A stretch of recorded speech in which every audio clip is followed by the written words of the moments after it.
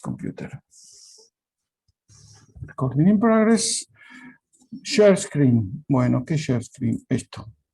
Bueno, esta sería la clase que tocaría hoy. Pero antes, déjenme dar un pequeñísimo repaso de las cosas que vimos la clase pasada. ¿Sí? Si uno tiene, esto es un repaso.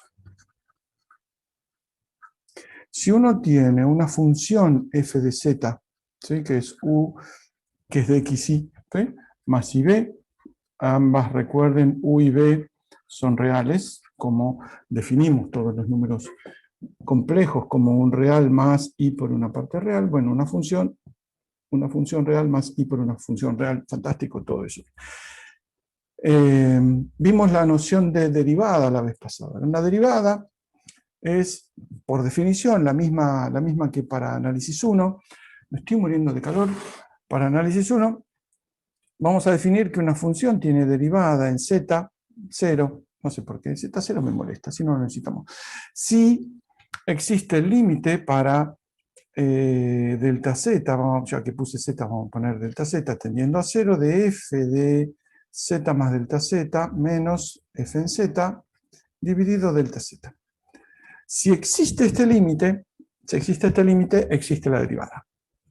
¿Sí? Entonces, a eso llamamos la derivada, tienen las mismas propiedades formales que las derivadas de variable real, sobre todo las de una variable real, porque fíjense que acá tengo una sola variable. Si reemplazara z por x, podría ser perfectamente una clase de análisis 1 esto.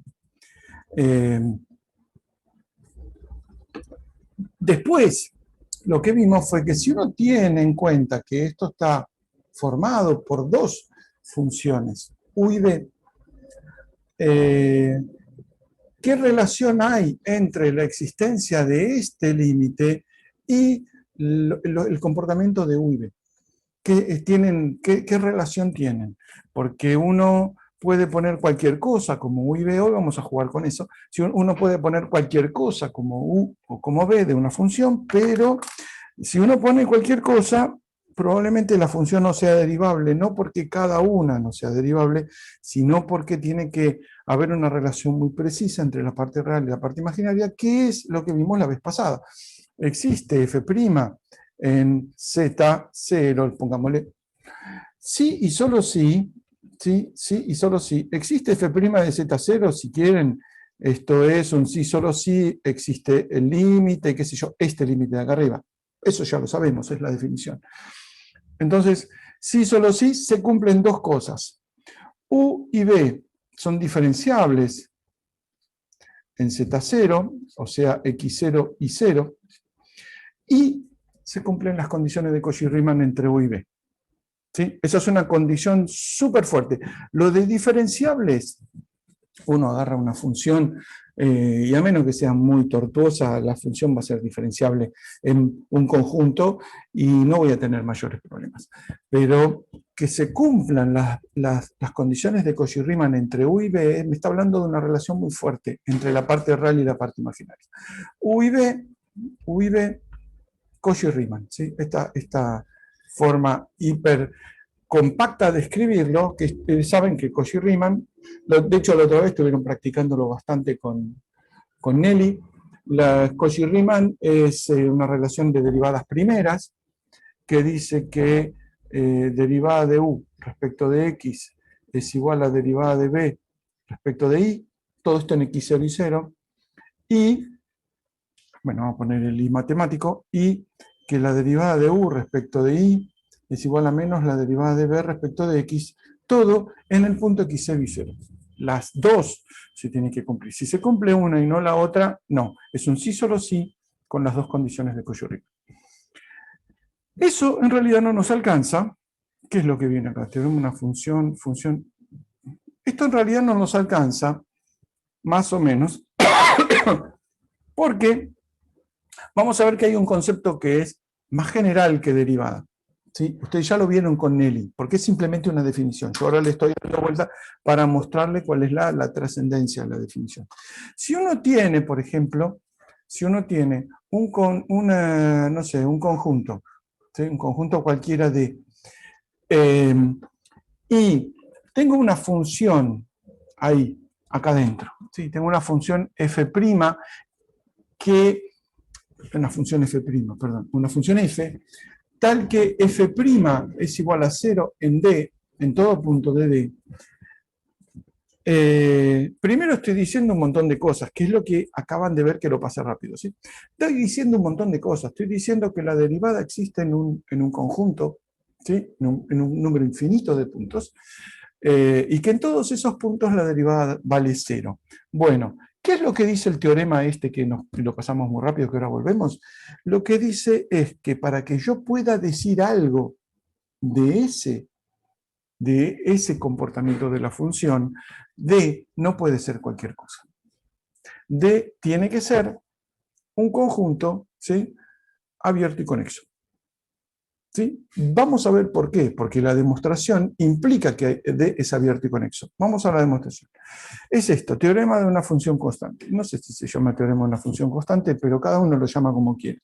Es un teorema súper importante porque si uno dice que tengo una función cuya derivada vale 0, ¿sí? Uno no puede decir mucho a menos que aclare qué tipo de conjunto es en el que está trabajando. Y en este caso, entonces, para poder decir algo, lo que tengo que hacer es que la función es nula en un recinto. ¿Se acuerdan que era un recinto? El recinto es abierto y conexo. Es decir, que todo punto del conjunto abierto, ¿no? Todo punto del conjunto es tal que puedo encontrar al menos un entorno alrededor de ese punto, de forma tal que esté incluido completamente en el conjunto. ¿Sí? Siempre puedo encontrar alrededor de cada punto un entorno. Eso hace que no estén los bordes. ¿Se acuerdan eso que vimos en esa es la primera clase? No hace tanto, hace una semana y media.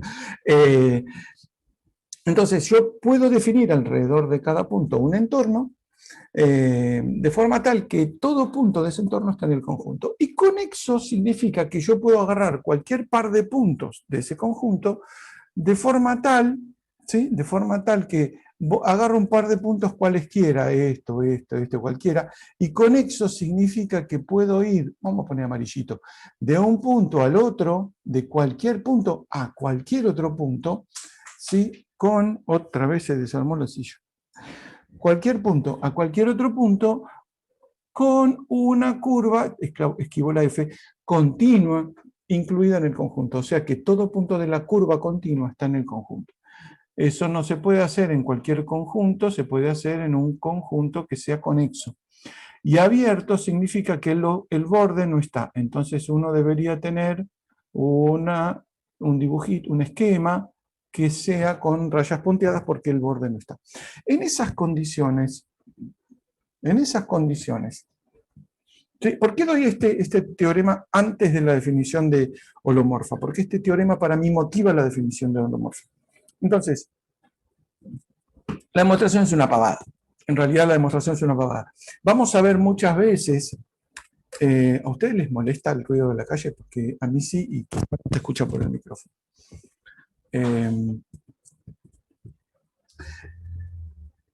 Va a pasar muchas veces en análisis 3, no se escucha el ruido de la calle, fantástico, listo. Porque entra vientito, está bueno, pero pasan colectivos. Si ustedes no lo escuchan, me encanta.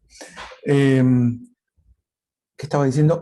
Eso, análisis 3 va a pasar muchas veces que vamos a ver que un teorema, un resultado rimbombante que parece así como súper cool y súper trascendente, la cuenta es una boludez. Eso va a pasar muchas veces. Boludez no lo digo más porque queda feo. Es una cuenta, es un cálculo muy simple, pero que tiene mucha trascendencia. De hecho, muchos de los resultados nos van a dar los teoremas, va a dar 0 o 2pi. Acuérdense del 2pi y el 0 son como las constantes universales de análisis 3. Y me vas a decir, tanto lío me hiciste para que me dé 2pi, sí, bueno, pero la trascendencia es importante. La cuenta es una pavada, porque fíjense, el teorema lo que dice, si una función f tiene derivada nula en todo punto de un recinto abierto y conexo, entonces es constante. Es la única condición en la que puedo decir que es constante. Si no fuera abierto o no fuera conexo, no puedo decir que es constante. ¿Y cuál es la razón? ¿Cuál es la razón? Vamos a ver esto. Uno tiene, esencialmente, la demostración es muy fácil. Vamos a borrar la chanchada que hice acá. Si uno tiene un conjunto abierto y conexo, supongan que este borde no está, ¿sí? Es un borde punteado. Entonces, lo que voy a hacer es conectar un par cualquiera de puntos, ¿sí? Un par cualquiera de puntos. Y fíjense que si agarrara, por ejemplo, este punto y este punto, no hay una línea recta que los une, ¿sí? No hay un segmento recto. Entonces lo que tendría que hacer es separar en un par de segmentos, siempre se puede encontrar un número finito de segmentos rectos que unen un par de puntos. Eso es un teorema topológico que está, por ejemplo, acá. En este está demostrado. Este grosso libro está demostrado que siempre existe un número entero de segmentos rectos, de hecho, paralelo a los ejes que unen, bla, bla, bla, bla. La cuestión es que siempre puedo encontrar un camino que vaya de un punto a otro que sea una colección, ¿sí?, de segmentos rectos. Dicho eso, voy a pasar a hacer la demostración más pava posible para, esperen que voy a hacer un segmento recto entre acá y acá. Ahí está. Entonces voy a ir del punto A al punto B a lo largo del segmento S. ¿Sí? Este segmento, como es un segmento recto, tiene una dirección que vamos a llamar S-versor. ¿Sí? Entonces, este S-versor es un vectorcito de longitud 1. Ustedes saben que el plano complejo es un espacio con métrica, así que podemos definir tranquilamente el versor de orden 1. Entonces, lo que vamos a hacer es agarrar a la función f de z, vamos a decir es u más ib, y vamos a ver cuánto vale la variación de cada una de ellas, ¿sí? Sabiendo que la derivada es nula. Ahora, fíjense, resultado previo, porque acá lo que hago es, ¿dónde está? Delta de f es delta u más ib, que es lo que voy a hacer a continuación. Esta es la cuenta que es una pavada, y me falta solamente un resultado, que es, si f' de z es igual a 0, esto es un sí solo sí con respecto a cómo son las derivadas de u y b respecto de x o de y. ¿Sí? ¿Cómo son? Esperen que esto me molesta, lo voy a hacer chiquitito. ¿Cómo son de u a dx, de u a dy, de b a dx y de b a dy? ¿Cómo son estas derivadas? Si la derivada de la función es 0, ¿cómo son las derivadas? Bueno, en principio no tengo idea, pero esto deben haberlo por ahí hecho en la práctica.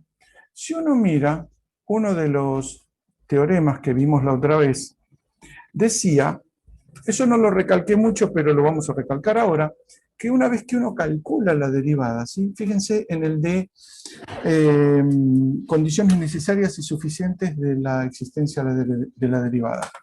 De hecho, miren, puedo ir a buscarlo ahora, clase 5 debe ser, a ver.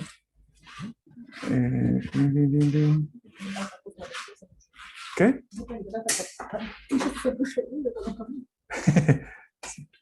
Esperen, a ver, acá está.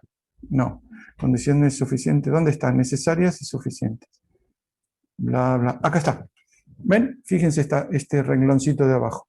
No le di mucha bola en ese momento, pero en algún momento uno lo agarra.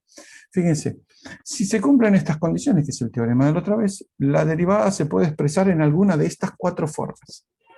¿Sí? Ux más ibx, ¿sí? O todas las combinaciones. ¿Cómo se obtienen las combinaciones? Usando Cauchy-Riemann. ¿Sí? Por ejemplo, si reemplazo, acá son todas derivadas respecto de x. Si quiero todas derivadas respecto de y, entonces, por ejemplo, u de x, ¿a qué es igual? U de x es igual a b de y. Entonces, en vez de u de x pongo b de y. ¿Ven? ¿Y b de x cuánto es? B de x cuánto es? Acá está, b de x es igual a menos u de y, así que es menos u de y, y así con todas. ¿Sí? Bueno, eso no lo comenté la vez pasada, pero en este caso nos sirve bastante tener esto en claro. Así que hay 4 formas de escribir la derivada, cosa que al principio medio molesta porque uno no está acostumbrado a escribirla de más de una manera. Pero, no, páginas no, documento, ¿dónde está documento? Opening Board, ¿estamos acá? No, ¿dónde estaba? Clase 6, Opening Board. A ver si es este. Amo este programa. Bueno, entonces, estamos, la derivada igual a 0. ¿Sí? ¿Cómo son las derivadas parciales de u y b si la derivada en un punto es igual a 0? No es muy complicada la cuenta, pero fíjense, f' en z0, vamos a poner, es igual a 0, significa que esto es, voy a decir una cosa obvia, 0 más 0 por i. ¿Sí? O sea, la parte real y la parte imaginaria son 0. Estoy diciendo una obviedad. Ahora, viendo lo que escribimos recién, derivada de u respecto de x más y derivada de b respecto de x es igual a 0. ¿Sí? O sea, de acá saco derivada de u respecto de x es igual a 0 y derivada de b respecto de x es igual a 0. Ahora escribo otra combinación. Todo en i, todo en i. Entonces, de u a de x es de b a de i. Estoy usando el teorema que les mostré recién, ¿eh? Y esto es menos de u a, me faltó la i, a de x. Con lo cual, esto también es igual a 0. O sea, de b a de i también es igual a 0. ¿Y qué más? De u a de x. No, ¿esto qué es? De b a de i, ¿no? Es esto. De b a de x es de u a de i. ¿Sí? De u a de i. ¿Sí? Ahora sí, me había equivocado. Es de b a de x es de u a de i. Menos. Entonces esta de u a de i también es 0. ¿Qué significa? Que todas las derivadas son 0 si las derivadas parciales son 0 si la derivada es 0. ¿Sí? Es un resultado que nos es útil en este contexto. ¿Por qué? Porque ahora lo que quiero ver es la variación, por ejemplo, ¿sí? La variación entre A y B de F. La variación de F, que va a ser F en A menos F en B. ¿Sí? F en B. La variación de F, si quieren, a lo largo del segmento S, ahora sí, fíjense, lo puedo escribir, ¿sí?, como variación de U más I variación de B, que es lo que me faltó, perdón. Esto es la variación de U más I la variación de B. Y la variación de U es la que escribo como la variación de U a lo largo del segmento es el gradiente de U por el versor de la dirección del segmento. Entonces, esto es variación de U es igual a gradiente de U por ese versor. ¿Sí? ¿A qué es igual esto? Es de U a de X. ¿Sí? Coma, lo puedo poner como versor. Perdón, esto es a lo largo de S.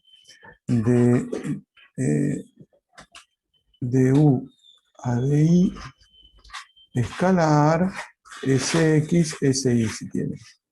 ¿Sí? Componente del versor en X, componente del versor en Y. Pero ¿qué vimos? Que la variación, si la derivada de f era igual a 0, es esta, ¿no? Si la derivada de f es igual a 0, lo son todas sus derivadas parciales, las dos derivadas parciales respecto a las dos variables. Mejor dicho, las derivadas de las dos variables respecto a las dos xx. Dije cualquier cosa. Entonces, esto vale 0 y esto vale 0. Con lo cual, la variación de u a lo largo de S es 0. ¿Qué significa? Algo tan pavo como, vamos para arriba, que la función acá, f en A, es igual a f en B. igual a f en todo punto a lo largo del segmento. ¿Sí? Entonces me podrían decir, ¿qué demostraste? No demostraste nada. No demostré nada, salvo que demostré que entre un par de puntos cualesquiera, A y B, la función, ¿sí?, f no varió nada. Con lo cual, a lo largo de ese segmento, la función f es constante. Bien, pero me pueden decir, pero lo demostraste en un segmentito de porquería. En realidad, tenés todo un conjunto para llenar. Y ahí, ¿sí?, donde digo, no, leamos bien las hipótesis del problema, del teorema. ¿Por qué? Porque, limpio un poco, acá dice recinto. Y un recinto es como puse acá abajo, acá arriba, perdón, abierto y conexo. ¿Qué significa conexo? Que puedo agarrar cualquier par de puntos y conectarlo con una curva continua. Entonces, lo que está lo que está pasando entre A y B pasa en realidad respecto de cualquier punto del conjunto. ¿Sí? Ahora, ¿por qué estamos hasta acá? Entonces, lleno todo, si quieren, todo el conjunto D con segmentos para acá, segmentos para allá, otros segmentos para todos lados, segmentos que van para todos lados. Con eso demuestro que la función f es constante en todo el recinto. ¿Por qué tiene que ser abierto? Esto es un poco más delicado. ¿Por qué tiene que ser abierto?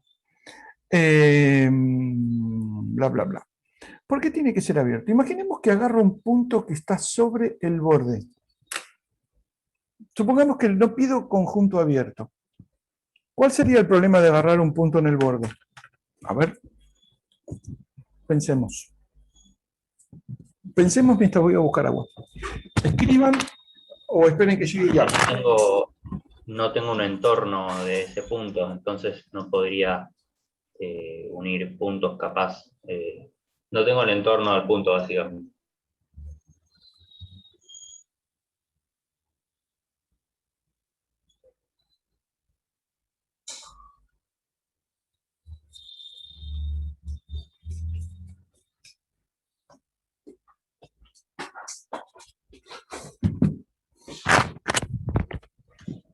A ver, ¿alguna idea de por qué no puedo agarrar un punto en el borde?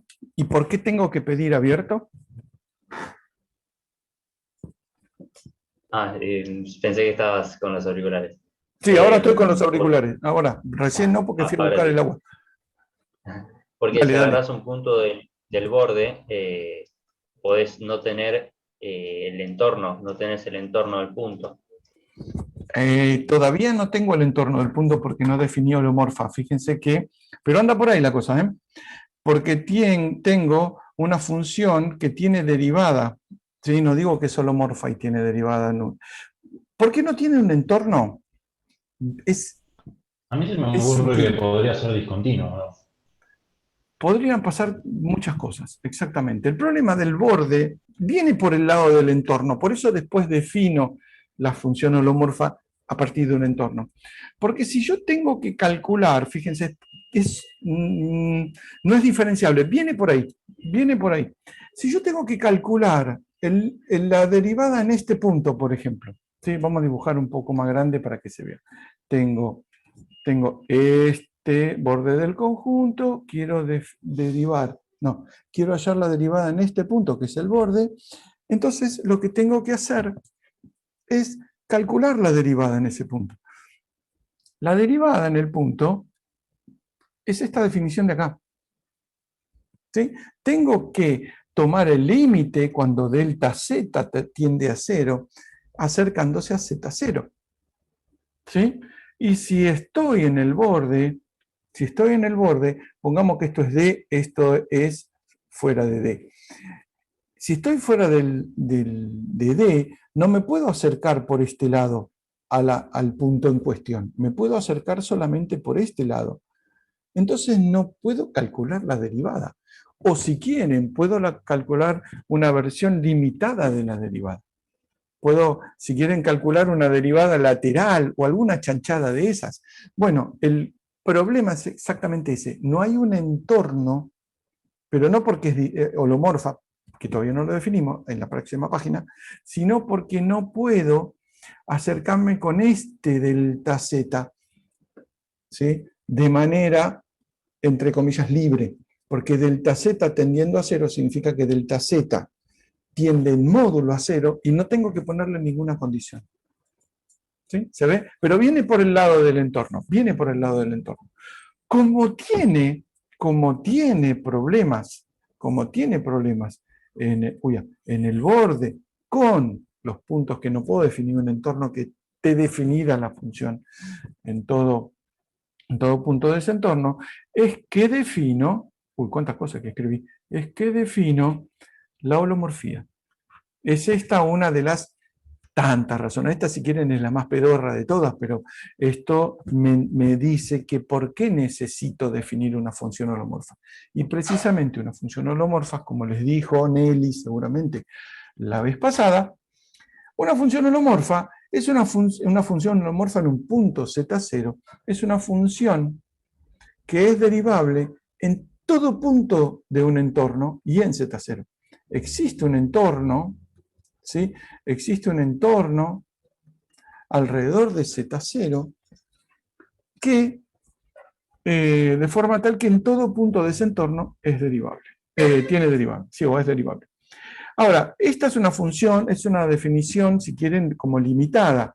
En realidad, todo punto, esta es una definición limitada, porque la definición un poco más general es que una función es holomorfa en un punto si es derivable en Z0 y en algún conjunto abierto que incluya Z0.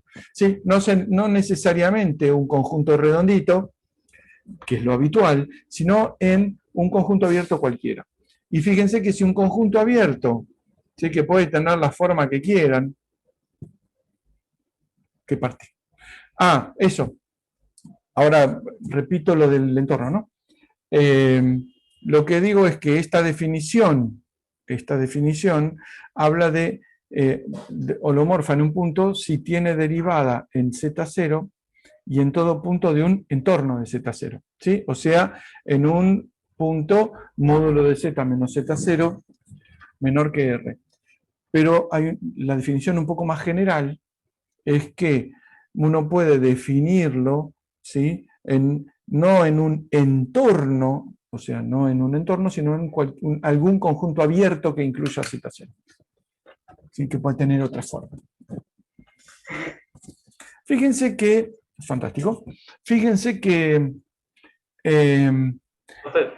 Perdón, capaz que hago una pregunta medio tonta, ¿no? Pero, no hay ¿por qué preguntas tontas.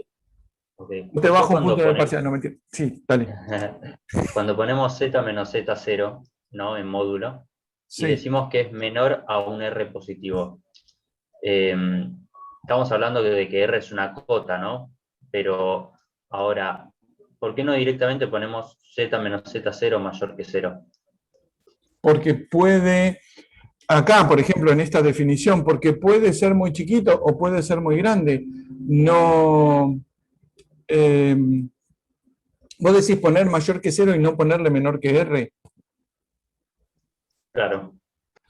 Porque lo que estoy pidiendo es que sea derivable para todo punto, ves acá que sea así, incluyendo al Z0. ¿Sí? Y le tengo que poner un menor que R, porque quizá, eso es no es tonta la pregunta, ¿eh? Quizá ponerle que este sea el borde de tu conjunto, esto es conjunto D y esto no es conjunto D. Ponerle que tu punto sea este, ¿sí? O uno cualquiera, qué sé yo, Z0. Esta función va a ser holomorfa, ¿sí?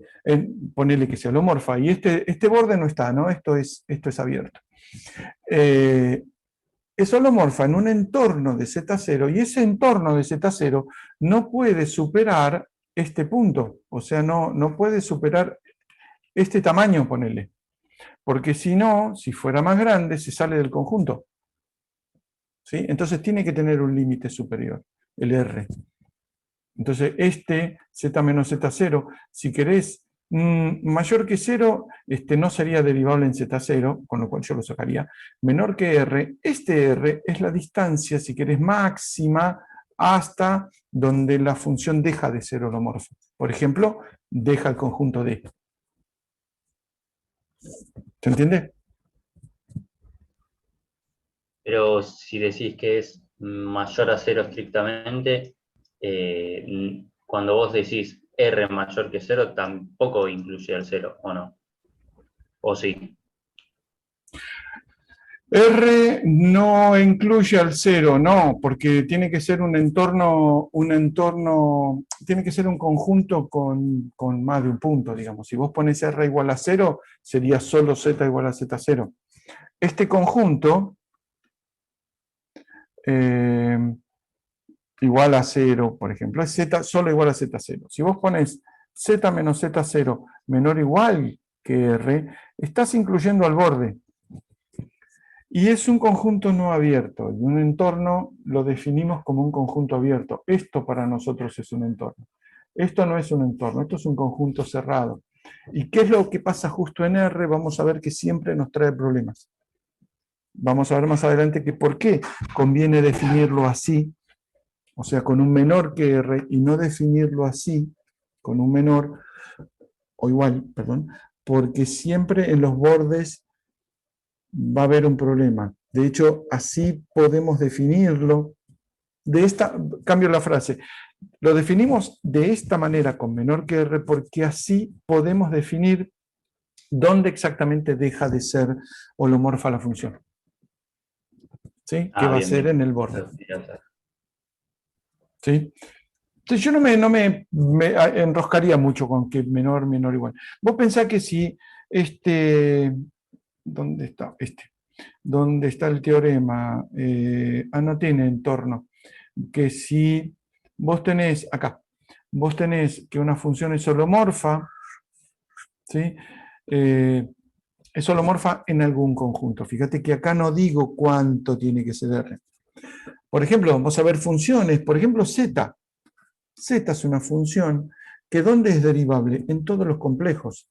¿Sí? Entonces, para cualquier complejo Z, para cualquier complejo Z precisamente, puedo encontrar un entorno para el cual la derivada existe. Entonces esta función tiene derivada en todo Z complejo. Entonces este R es infinito.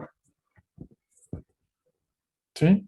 Entonces ahí tenés un caso donde el R puede ser cualquier cosa. Hay otros, vamos a ver más adelante, por eso no me quiero meter muchísimo en esto. Vamos a ver, por ejemplo, funciones que acá, de hecho ahora le voy a definir esto, lo que por ahora le digo sing y después completamos la palabra. El Z0 está acá. La función puede ser tener derivada en todo un entorno, ¿sí? Pero justo acá no. Entonces ahí va a pasar algo. Eso es lo que vamos a llamar una singularidad. Ahora se los defino y no vamos a ver más que la definición. Entonces, holomorfía. ¿Por qué uno define algo mezclando derivada con cosa topológica de un entorno y una cantidad infinita de puntos? Bueno, vamos a ver que la fortaleza de esa definición está motivada en cosas como esta que vimos acá, esta, que para poder decir que una función es constante, si tiene derivada nula, hay que pedir condiciones no solo sobre la función, sino también sobre el conjunto. Esto nos dice, mira, guarda la tosca, que hay que tener en cuenta también el tipo de conjunto que es. Entonces, un conjunto abierto nos va a permitir, abierto y conexo, un conjunto abierto y conexo nos va a permitir encontrar un resultado como por ejemplo, que si la derivada es nula, entonces es constante, pero solo en ese tipo de conjuntos. No es un problema de la función, es un problema de la función más el conjunto. Entonces, si tenemos la definición de holomorfa, que lo podemos, recalco, definir o en un entorno o en un conjunto abierto alrededor, algún conjunto abierto alrededor de de Z, o Z0 en realidad, inmediatamente, a ver que no me olvide nada porque yo me anoto, porque después me olvido. Sí. Inmediatamente surge la definición de holomorfa en un conjunto, que es lo mismo.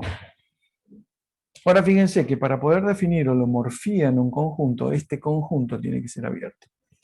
Porque si voy a definir que una función es holomorfa en un conjunto, por ejemplo, puedo definir acá y encontrar un entorno, puedo definir acá y encontrar un entorno, pero si es cerrado y meto un punto en el borde, no hay un entorno para el cual la función es holomorfa. Porque en esta parte, la función no es holomorfa. Y si es holomorfa, tengo mal definido el conjunto. En realidad, el conjunto donde la función es holomorfa es más grande. ¿Sí? Entonces, no puede ser abierto porque no puedo poner puntos en el borde. Necesito un conjunto que me permita poner puntos que tengan entornos. ¿Sí? Y eso se llama conjunto abierto. Entonces, la definición de una función holomorfa en un conjunto necesita que usemos un conjunto, ¿sí?, que sea abierto, un recinto. Entonces vamos a decir que una función holomorfa en un conjunto es una función, ¿sí?, abierta en todo punto de ese conjunto. Y ese conjunto, ojo, es abierto. Estas cuentas las van a hacer en la práctica, pero creía que tenía otra definición que no está, pero lo agregamos. ¿Sí?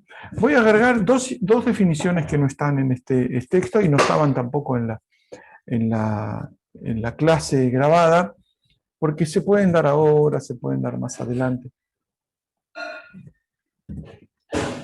Lo que se llama función entera. Yo vi que Nelly les había contado lo que es una función entera.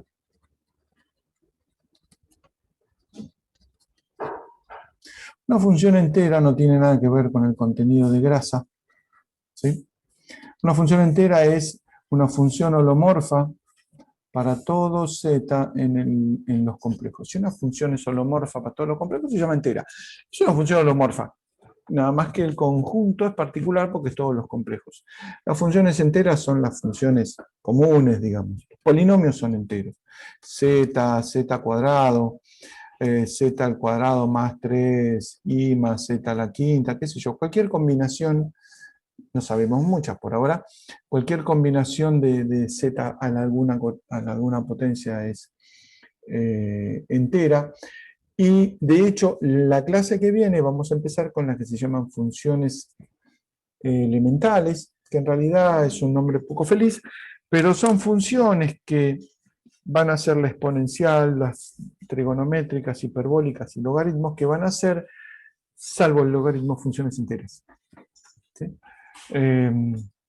Cualquier función que tenga al menos un punto donde la función no es entera, no se llama entera, y punto. O sea, entera es holomorfa para todos los complejos.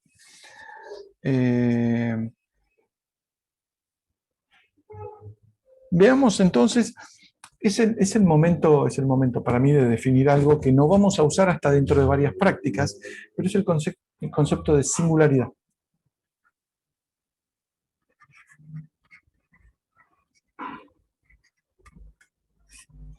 ¿Qué es una singularidad? Y agrego el adjetivo aislada. ¿Qué es una singularidad aislada? Z0, voy a decir que es singularidad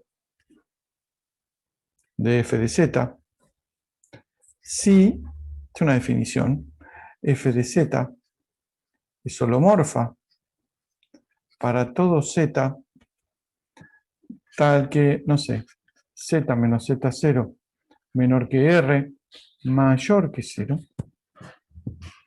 y f de z no es holomorfa en z0. ¿Qué significa? Que si tengo una función que es holomorfa en todo punto de un entorno, alrededor de z0, ¿sí? Esto es R sería, pero no en z0. Z0 es un punto bastante particular. Es un punto bastante singular, por eso se llama singularidad. Entonces, la derivada de f va a existir en todo punto del entorno. ¿Se acuerdan que parecía una definición que no íbamos a usar nunca? El entorno reducido. ¿Sí? Acá existe f', pero justo en Z0 no. ¿Sí? Bueno, ese es un punto bastante singular. Se llama singularidad. De hecho, hay una práctica entera que estudiamos que se dedica exclusivamente a estudiar singularidades, o sea, los puntos donde justo la función no es holomorfa. ¿Sí? ¿Se acuerdan este caso, por ejemplo, f de z igual a z conjugado? Bueno, esta función no tiene derivada. No tiene derivada, no es holomorfa en ningún punto. Con lo cual, ningún punto es singular, porque si bien no existe la derivada en un punto en particular, no existe la derivada en un punto alrededor. Fíjense que ¿dónde estamos? Esto. No existe la derivada, ven, f es holomorfa para todo z en el entorno reducido, pero justo en el punto no. Bueno, no es el caso de funciones como z conjugado, que no tiene derivada a ningún lado, no es que tenga singularidades, no es derivable, no es holomorfa, nada. Entonces, primero uno pasa por holomorfa, ¿sí? Una función es holomorfa en cierto conjunto, y ahí, bueno, hay un punto donde justo no es singular. Ese es un caso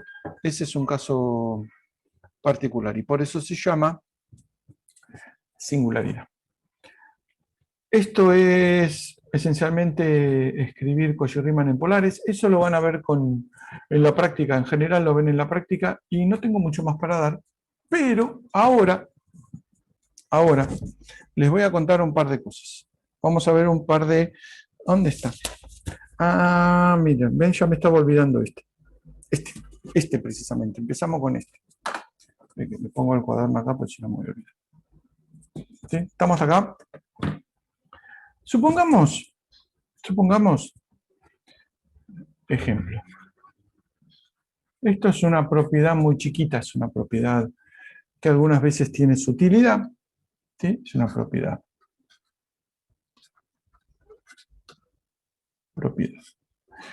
Si f de z es holomorfa. Esta, de hecho, hay un problema en la práctica. Así que casi me estoy metiendo en la práctica, pero no es mi idea. F conjugado de z es holomorfa. Entonces, f es constante. ¿Sí? Hay casi siempre, en el primer parcial, un ejercicio que llamamos de Cauchy-Riemann, que nosotros llamamos de Cauchy-Riemann. ¿Qué significa? Por ejemplo, esta propiedad. Ejercicio 1, diría el parcial. Si demostrar que tal cosa, o pruebe que tal cosa, o hago la cuenta de tal cosa. Hay un conjunto muy grande de ejercicios típicos o citas típicas que se resuelven, ¿sí? Casi exclusivamente o exclusivamente usando Cauchy-Riemann. Porque si me dicen, si f de z es holomorfa y f conjugado de z es holomorfa, entonces f es constante. A ver, ¿alguna idea? ¿Este lo hicieron en la práctica? No llegaron a esta parte.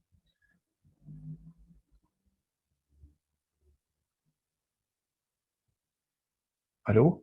¿Están durmiendo? No llegamos Sí. a esa parte para hacerlo. Fantástico, bueno, entonces lo vemos ahora. Igual que lo veamos ahora y lo vean en la práctica es mejor, porque de estos, ya les digo, hay siempre un ejercicio de estos en el parcial. A ver, ¿alguna idea de cómo lo harían? Mejor que no lo hayan visto, así vemos cómo lo harían. Y yo plantearía las derivadas de Cauchy-Riemann, ¿no? Para ambos casos. ¿Sí? Y compararía. Exactamente. Derivamos y vemos. Es el famoso, ¿cómo se llama? El método derivamos y vemos. Probamos. Demostración. f de z es holomorfa. Entonces, f de z es holomorfa. ¿Qué significa? Supongamos todo esto en Z0, en un conjunto. Es lo mismo, Z0 en un conjunto. ¿Qué significa? Que f de z es igual a u más ib, cumple con u y b son diferenciables y Cauchy-Riemann. O sea, derivada de u respecto de x igual a derivada de b respecto de i, y la otra de Cauchy-Riemann. Derivada de u respecto de i igual a menos derivada de b respecto de x. Bien, no me dice nada, hasta acá vamos bien. Pero después tengo esta, que la voy a poner en verde. Tengo muchos colores. No, 1, 2, 3, 5 colores. F conjugado de z es holomorfa. ¿Qué significa? F conjugado de z es igual a u menos ib. ¿Ven? Este signo menos es el que me va a dar toda la resolución de cómo hay que hacer. Entonces, Cauchy-Riemann para esta función. Cauchy-Riemann para esta función. Derivada de u respecto de x es igual a derivada de la parte imaginaria respecto de i menos derivada de b respecto de i. ¿Sí? Y derivada de b respecto de i es igual a menos la derivada de la parte imaginaria, o sea, derivada de b respecto de x. Entonces, fíjense, esta ecuación vamos a numerarlas, pero ya más o menos se ve por dónde viene. 1, 2, 3 y 4. Y acá hay millones de opciones para hacer. Por ejemplo, agarramos la 1 y la 2 y la sumamos. ¿Sí? No, la 1 y la 2 no, la 1 y la 3. ¿Sí? 1 más 3. Uy, me quedó amarillo. Vamos al azul. 1 más 3. ¿Qué significa 1 más 3? Es derivada de u respecto de x igual a derivada de b respecto de i, y con el signo menos. Entonces, derivada de u respecto de x igual a derivada de b respecto de i, derivada de u respecto de x igual a menos derivada de b respecto de i. O pueden decir que si la derivada de u respecto de x es igual a algo y a menos algo, entonces 0. Bueno, esa es una opción. Si no, sumamos 2 derivada de u respecto de x es igual a 0. Ergo, derivada de u respecto de x es igual a 0. Uy, me faltó el igual a 0. Igual a 0. Ahora, si esta es igual a 0, esta es igual a 0. Entonces estas dos son igual a 0. Ya tenemos 2 de las 4 igual a 0. Y con la otra hacemos lo mismo. Derivada de u respecto de i es menos derivada de b respecto de x. Derivada de, acá es una u respecto de i igual a derivada de b respecto de x. Fíjense, es menos y sin menos, chao, 0. Entonces, todas las derivadas son 0. Y si las derivadas son 0, vamos acá, derivada de u respecto de x, derivada de b respecto de i, y las otras dos también, ¿no? Estas, derivada de u respecto de i, derivada de b respecto de x, derivada de u respecto de i también, y derivada de b respecto de x también son 0. Con lo cual, si todas las derivadas son 0, f' de z es igual a 0. ¿Sí? Bien, si f' de z es igual a 0, f es igual a constante.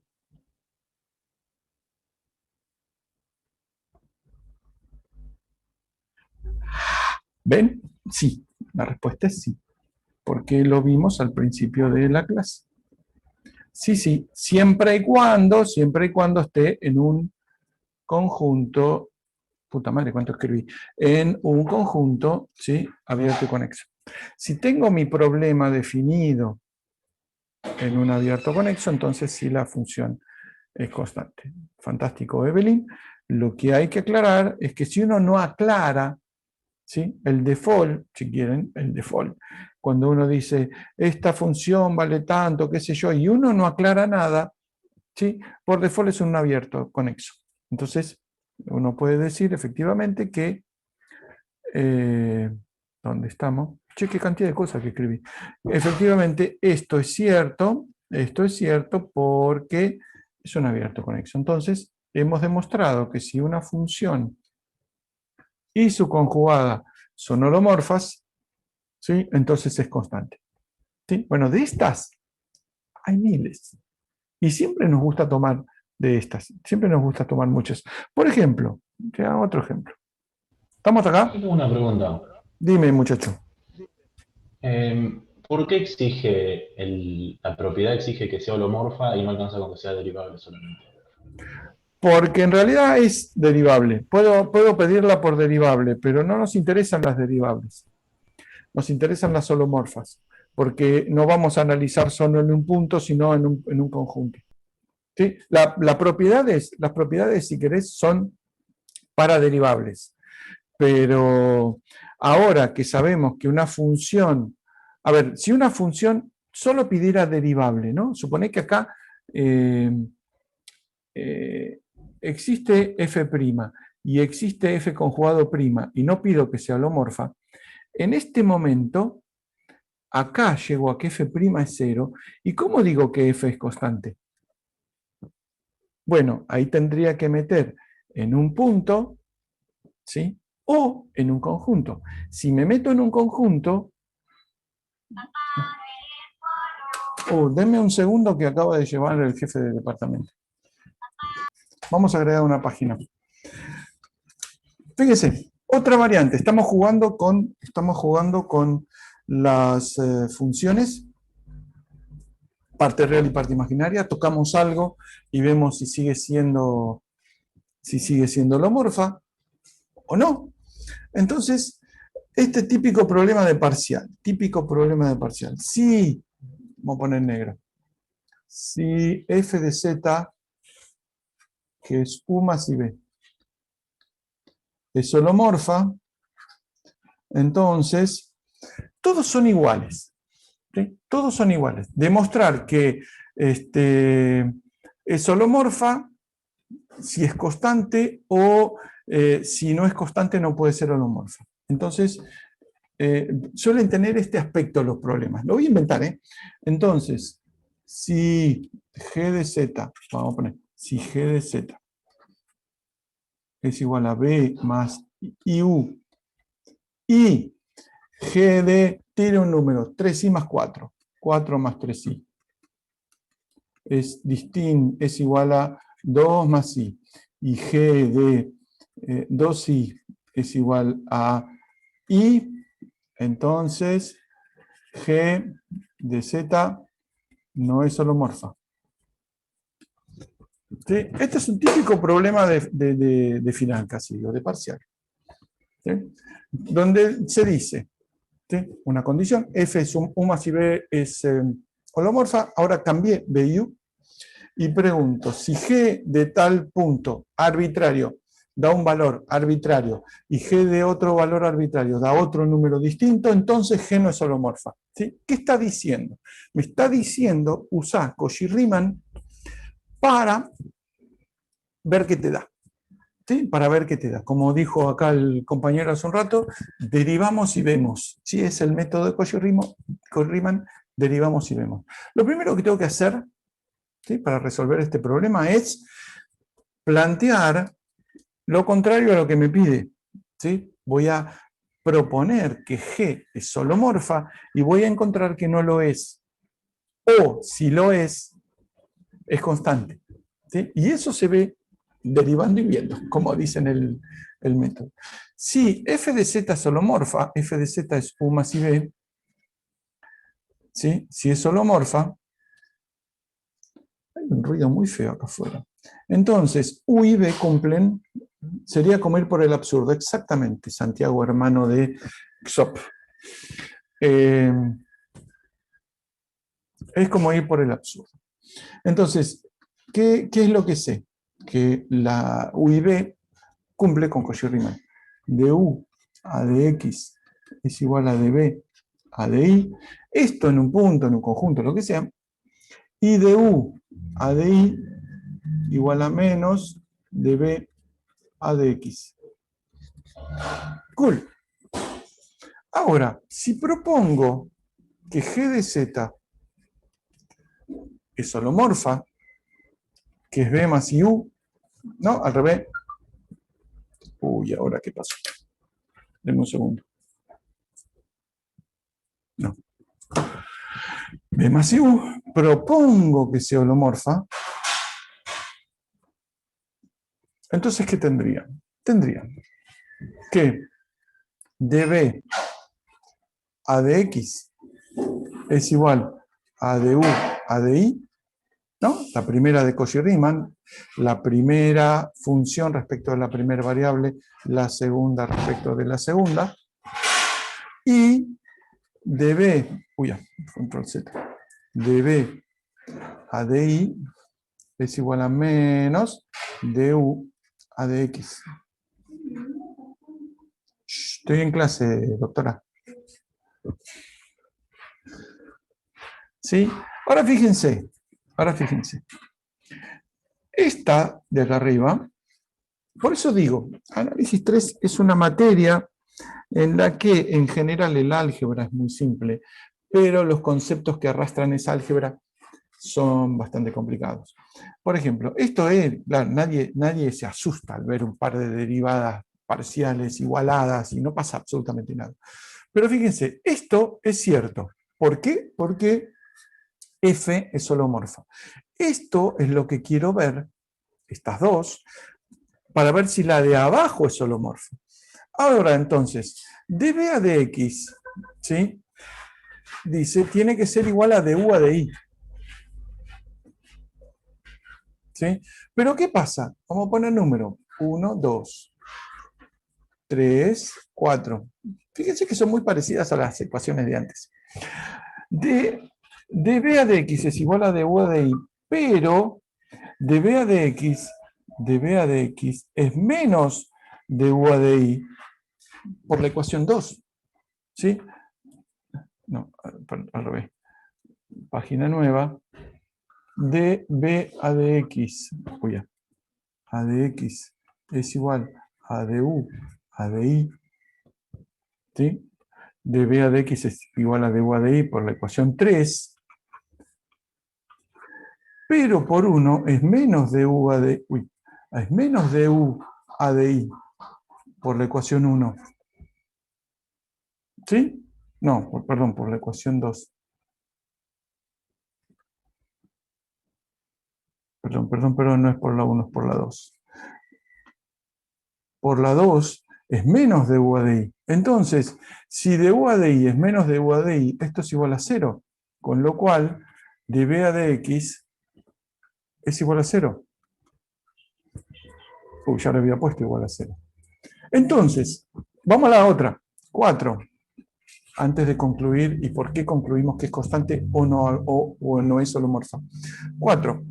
La 4 dice, dB a de I es igual a menos du a de X, pero por 1, dB a de I es igual a du a de X. ¿No? ¿Me siguen? 4. Ya me olvidé. dB a de I es igual a menos du a de X, que es igual por 1, igual a du a de X, con lo cual es 0. Ahora fíjense, tengo que dB a de X, si fuerzo a que se cumpla Cauchy-Riemann, que es igualarlo a du a de I para la segunda función, ¿no? O sea, esta ecuación, entonces lo que obtengo es que si fuerzo esta igualdad vale 0. ¿Sí? Y si fuerzo la segunda igualdad, que es esta de acá, la segunda de Cauchy-Riemann, entonces lo que obtengo es que dB a de I es 0. Fíjense en lo que encontré.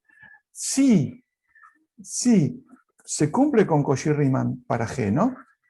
Entonces, F' es igual a 0. Porque dB a de X vale 0 y dB a de I vale 0. Entonces, si Cauchy-Riemann, entonces F' igual a 0. Si quiero que F', sí, entonces F constante, ¿no? Si quiero F distinto de constante, entonces, ven, si se cumple Cauchy-Riemann, entonces es constante. Pero si no es constante, no se cumple Cauchy-Riemann. Si f no es constante, entonces no Cauchy-Riemann. ¿Se ve el razonamiento pequeño y correcto? Entonces fíjense lo que dice el problema. F es suma si B. Si G es tal y me dan dos valores de G en dos puntos distintos, ¿cuándo poner? ¿No sería G? ¿Acá? Sí, Las sí, dos acá es valen G. cero, ¿no? Sí, sí, sí, sí, las dos valdrían. En realidad estoy forzando la de G, así que esto es G. Sí, sí, G. Muy bien, quien dijo eso, Trinidad. ¿Trinidad? ¿Vos estás cursando química con Andrea? Ureña, ¿estás cursando química? Trinidad Solati. Orgánica. Ah, no, porque justo hoy a la mañana me dijo Andrea, qué raro un nombre Trinidad. Digo, no, Trinidad es un nombre de chica. Al rato me dice, mira, acá hay otra Trinidad. Y vos ahora Trinidad, era mucha casualidad. Bueno, era estadístico, pero no. G. Ahora sí. Sí, ahora vale con G. Entonces fíjense. No, para el otro lado. ¿Dónde carajo? Acá. Si fuerzo a que G, ¿sí?, sea de la forma B más IU y G no sea constante, entonces G no es holomorfa. ¿Se entiende el razonamiento? Si yo hubiera dicho, pido G holomorfa, entonces G es constante, porque si fuerzo, ¿dónde estoy? Si fuerzo a que sea holomorfa, significa que estoy pidiendo esta igualdad y esta igualdad, que son las de Cauchy-Riemann. Si fuerzo que se cumpla Cauchy-Riemann, entonces vale 0. ¿Sí? Bueno, ese tipo de problemas, donde uno toca algo a la función, siempre es, o si fuerzo a que sea holomorfa, entonces me da constante. Y si no es constante, no puede ser holomorfa. ¿Sí? Vamos a ver uno un poquitín más complicado. ¿Todo bien? Un poquitín más complicado, que puede ser este, por ejemplo. Este sí es otro problema de parcial. F de z igual a U más I por B. Bien, hasta ahí sí. Holomorfa. Sea, si uno le pone todas las florcitas alrededor para que quede lindo, holomorfa. Y B es igual a, ¿qué podemos poner? Una función de U, ¿sí? Un polinomio de U. P de U. Este lo hemos tomado más de una vez. P polinomio.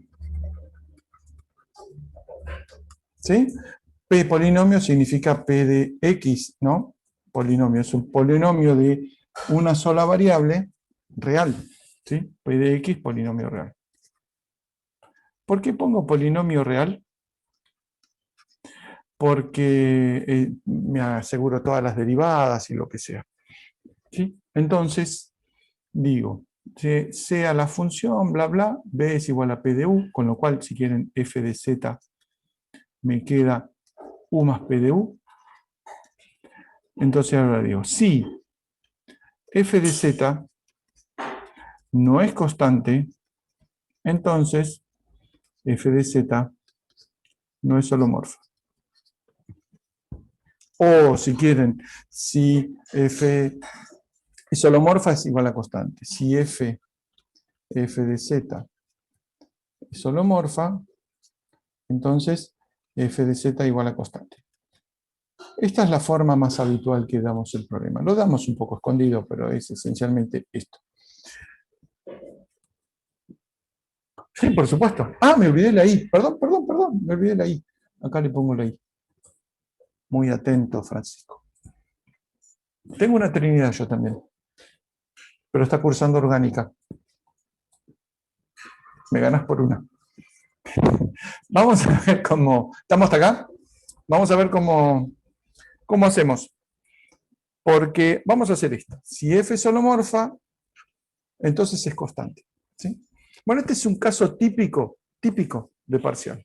el problema de Cauchy-Riemann, a mí me encanta hacer este tipo de problemas. Lo que pasa es que una vez que uno lo tomó, tiene que andar dibujando cosas que parezcan no son las mismas, pero esencialmente uno hace lo mismo. Entonces, f de z es igual a u más p de u. Por i, ya me avivé, sí, es por i. Cauchy-Riemann. Cauchy-Riemann. Voy a proponer que es holomorfo, voy a encontrar que es constante. Entonces, du a de x es igual a de, ¿sí?, todo esto, de p de u a de i, que es igual a ¿qué? A la derivada de p respecto, regla de la cadena, ¿no? Es un ruido muy molesto. Es a p, ¿sí?, derivada de respecto de su variable por u respecto de i, ¿sí? Regla de la cadena. Es p', ¿sí?, por du a de i. Y la segunda es du a de i es igual a menos a la derivada de, uy, hice muy grande el paréntesis, de p de u respecto de x, o sea, menos p' por du a de x. Uy, x. ¿Sí? Paso en limpio. Y vamos a hacerlo una vez, si bien, porque hemos encontrado cualquier tipo de cosa muy fea en esta. No quiero decir brutalidad, pero cosa muy fea. La primera me queda du a de x es igual a p' de u a de i, y du a de i igual a menos p',